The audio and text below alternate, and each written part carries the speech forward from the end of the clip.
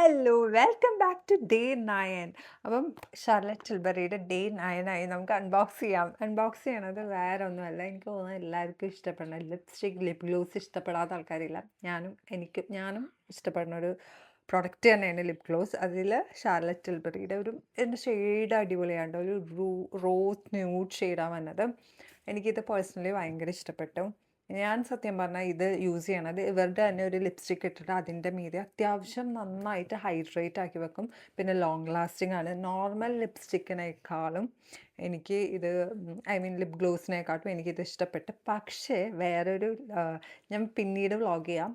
എനിക്ക് കൂടുതൽ lip gloss ഇട്ടിട്ട് നന്നായിട്ട് ലോങ് ലാസ്റ്റ് ചെയ്ത ഒരു പ്രൊഡക്റ്റ് ഉണ്ട്. അത് ഞാൻ പിന്നീട് കാണിക്കുന്നതായിരിക്കും. എൻ്റെ വേറൊരു വ്ളോഗിൽ കാണിക്കുന്നതായിരിക്കും.